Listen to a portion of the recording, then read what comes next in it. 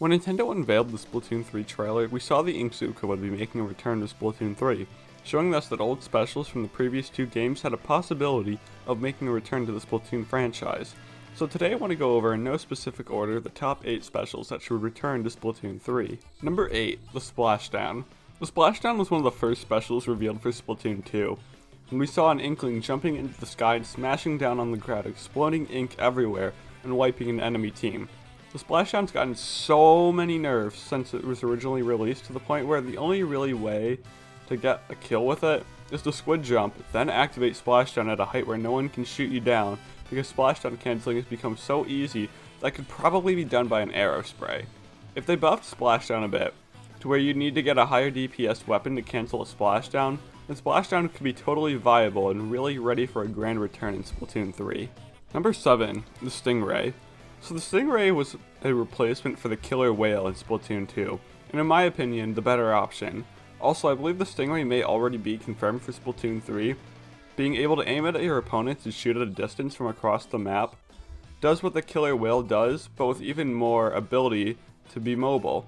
I do think we could see some improvements to the Stingray. It is a very high skill ceiling, which makes it really hard to get behind, whereas the killer whale was just point and shoot. I think the Splatoon 3 Stingray, if it was to happen, should be able to let you see your opponent for a bit longer after you start shooting. Not too longer though, maybe half a second to a second longer, just to make it a bit easier to use. The skill ceiling should really be from about learning how to maneuver the weapon, and not just how to predict the future on where your enemy will go. Especially with the squid roll being added, this would make it a lot easier to dodge the Stingray, which could be balanced out by giving the Stingray user a bit longer to see. This special may already be confirmed for Splatoon 3 as well, or at least something similar to it. We can see someone throwing a booya bomb in this scene here. So if this is the new alternative to the booya bomb, then here's how I'd like the booya bomb to return. So I think Nintendo's whole approach to the booya bomb has been backwards. So when booya bomb is activated, it's possible to cancel it before it starts by shooting the person who activated it fast enough. And if you don't shoot them in time, then unless you have another person to help team shoot the person who activated the booya bomb, it's almost guaranteed that the activator will launch the booya bomb. If I were to make the booya bomb, it would function more as a get out of jail card.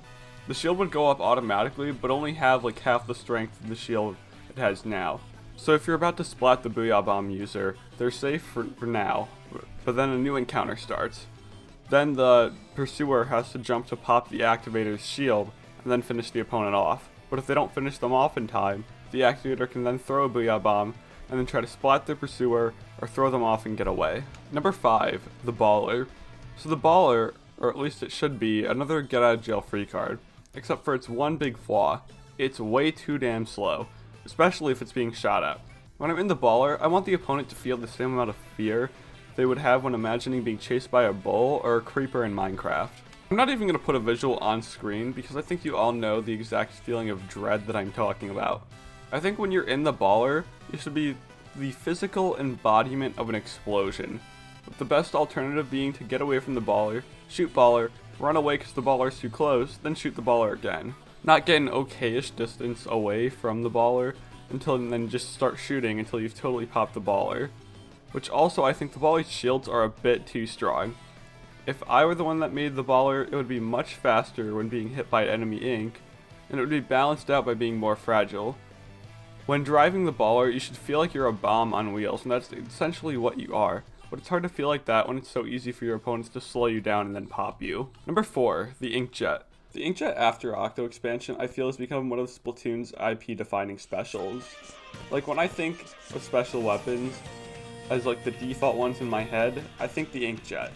From the movement puzzles that could be used for in single player, to the amount of tricks you can do to splat an opponent, or to get out of being splatted in the Inkjet in multiplayer, it's just such a useful thing to have once you've learned how to use it all the way. There really isn't a whole ton I would change on it either. I like the risk-reward factors of keeping you vulnerable while in use, because it's led to some creative ways to avoid getting shot, and the risk factor of revealing where you started your Inkjet and when it'll be over was a nice way to add some more balancing to it, because you had to have some way to dodge roll out of the way or be ready to start shooting when you know your opponent has already taken aim and ready to take the shot. I really hope they'll bring the Inkjet back in Splatoon 3. Number 3, Ink Armor. Ink Armor is another special that I really wouldn't touch too much, due to it being already really well balanced. There's no real need to be able to counter it, as the only way to counter it is just shoot it until it goes away. You know, American style. It's much more balanced than the Bubbler was in Splatoon 1, and Ink Armor is one of the most valued specials in Splatoon 2 today.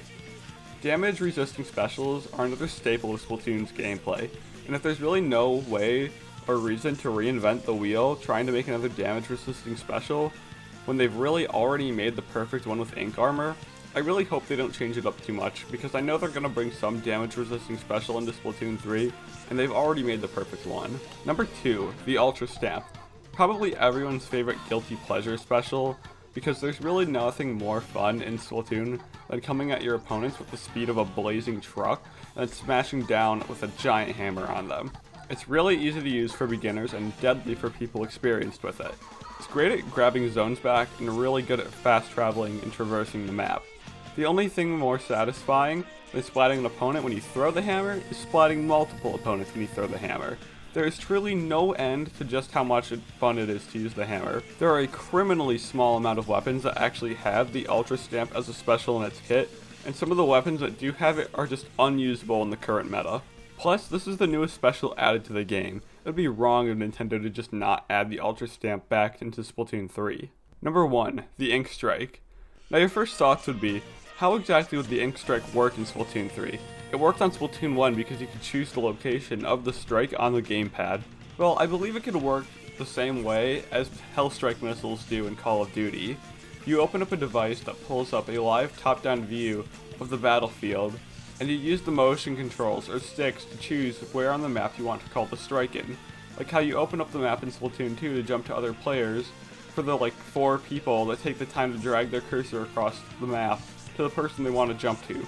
Just open map, pick spot, shoot missile, that simple.